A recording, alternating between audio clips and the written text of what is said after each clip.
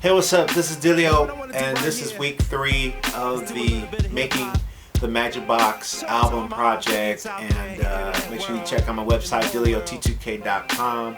And in this video, we're going to talk about a few things. We're going to talk about the song that I finished last week that I may have to go back and record again. We're going to talk about the new song that I kind of came up with and started with, and then some thoughts about just being an artist and putting yourself out there. So let's talk about the last song I did. Was Do It All For You. That's kind of the tentative title for that. It was a 90s ballad R&B featuring DX7 sounds with 808 drums. I mean, it'll take you back to when you were going to school in middle school because it's that accurate in the sounds, which is what I wanted to go for.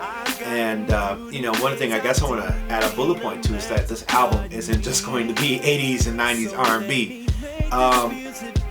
One thing I can't help but do is pull from influences that I have musically. You know, I always find myself pulling from everywhere. I'm like a sponge, or I'm almost like a copy machine, and then I have my own filters and my own ideas that I put back into the world musically.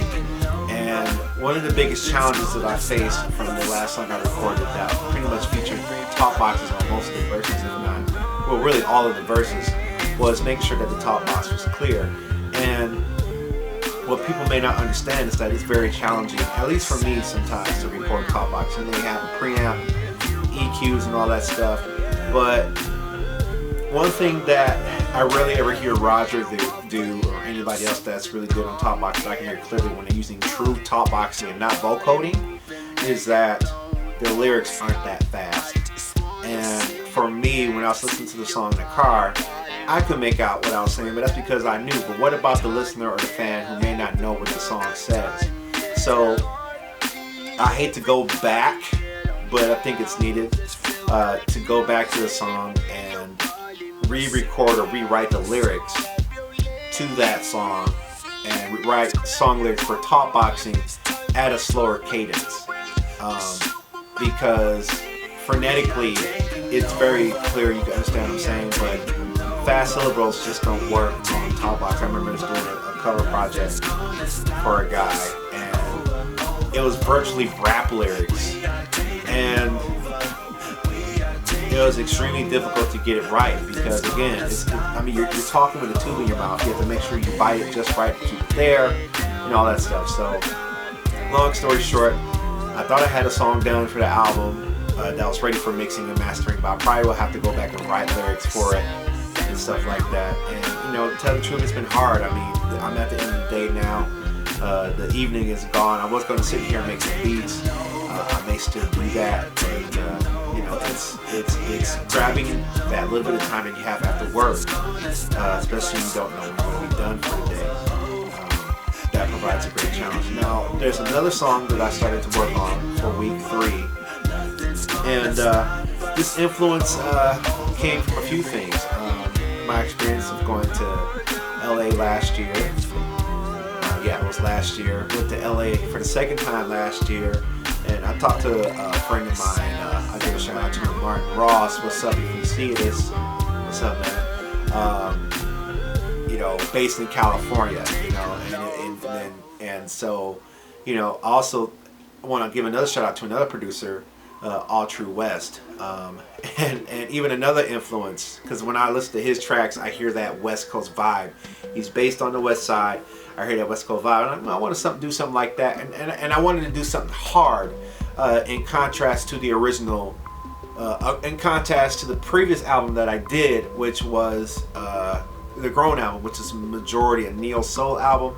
But I wanted to do something hard, kind of more on the wicked hard side, and what better way to do that without going to conventional modern trap music, which I will be doing in this album, is to go back and do some West Coast hip hop that was sparse but had a wicked sloppy snare clap thing going on and kick, and so I wanted to draw for those influences and create my own kind of West Coast song to the point to where it was like a GFunk thing.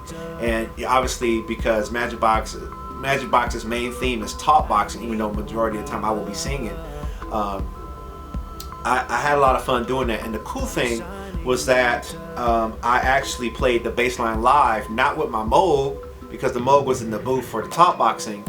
I actually used the Korg monologue for the bass line.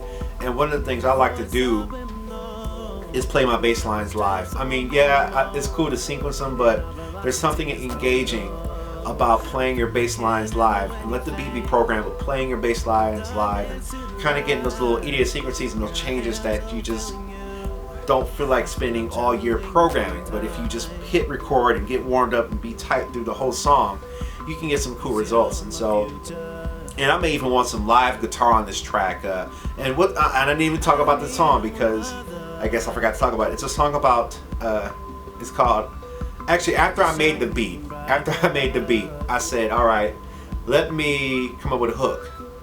And I started talkboxing in the booth. I had the beat going, and that's one of my recording styles, is that I'll make the beat and I'll go into the booth and I'll actually just straight up mumble. I may record that and show you guys that process if you guys want to see that. It's a little embarrassing. It's not graceful. It's not cute. You kind of look like an idiot. But for me, in that process, there are no rules. There's no one in the room with me. I'm not caring what anyone thinks. I'm not caring what you think or anyone thinks, because I'm working with clay and I'm trying to create a sculpture. I'm trying to create a shape. And I started talkboxing. Then the idea came, can you tell me how to get back to LA?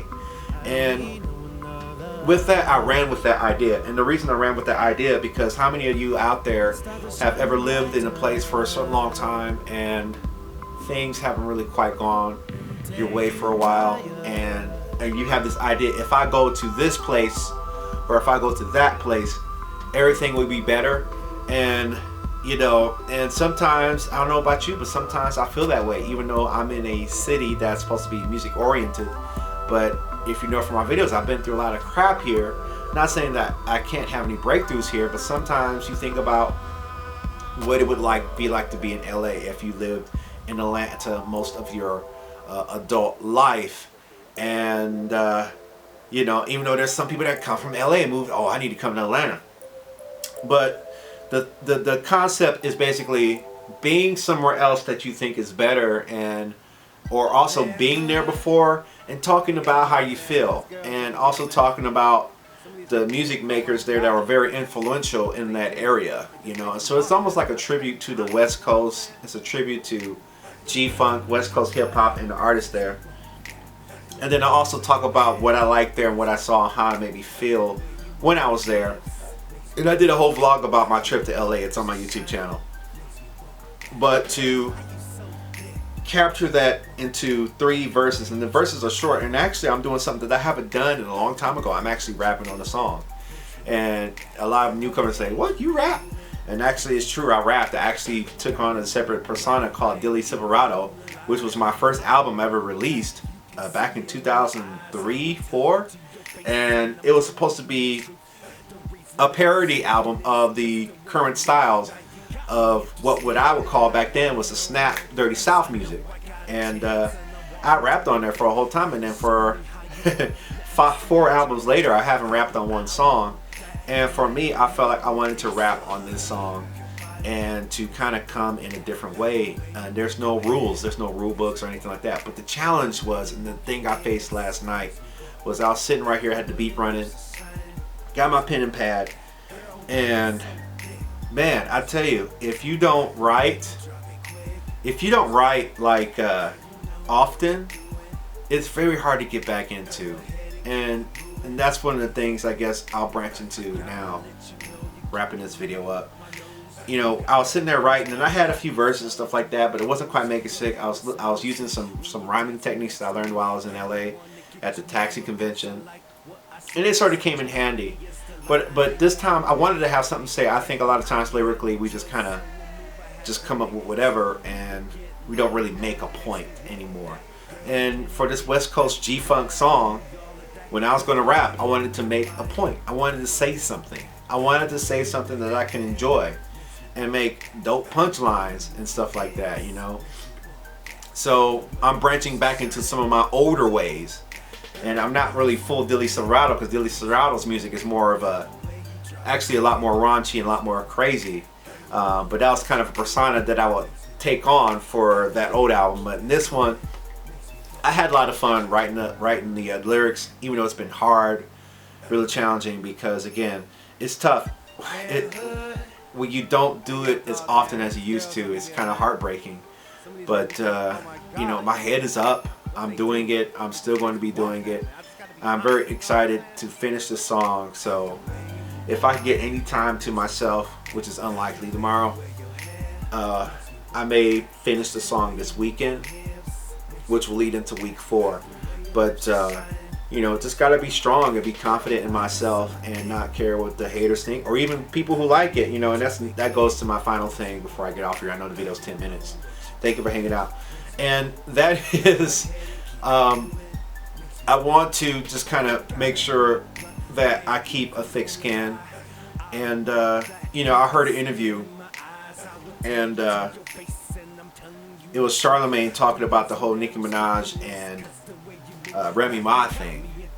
And you know, Charlamagne expressed that Nicki was upset with him for taking an opposing view to her art versus a positive and agreeing view. And you know, I think I want to carry that with myself. So that being said, you know, first I gotta have a thick skin anyway, because I'm on YouTube. Second is that I gotta be cool with people not really enjoying my music, because I guess, you know, fans can be, I think I should be in a position where fans can be fans rather than like my music, and they don't have to like everything. You know, of course there's gonna be people who just want to just thumbs down you and hate and try to hurt all the time. That comes with it. I can't really pay too much attention to those. Can express their opinion, which is cool with me. And but I'm going to keep making music that pleases me first, and hopefully pleases the fans and the people who are interested in my music. So that's the story. I'm sticking to it, and yeah, just got to be cool with it. However anybody views it, and just pick a direction and keep going. So yeah, so I got 2 songs to write. Plenty of beats already done. This is the process. It's hard, y'all. But in closing, I think that developing a rhythm like Tuesday night is my night to work on the album. So developing that rhythm and just chipping away at this album consistently while working a full-time job. This is the first time I'm working on an album while working a full-time job, and it sucks. I don't like it.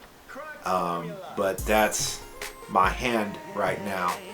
And so all I can do is just chip away at it little by little. And but I think it's going to be a great product when it's done. So thank you guys for watching. Make sure you subscribe, like, all that good stuff. I'm done talking about my album. This has been the week 3 update for making a Majykbox album project, whatever, all that good stuff. And I'll see you next time for week 4, and stay tuned for the next beat we make, and maybe even some more stuff on this channel. I'm out.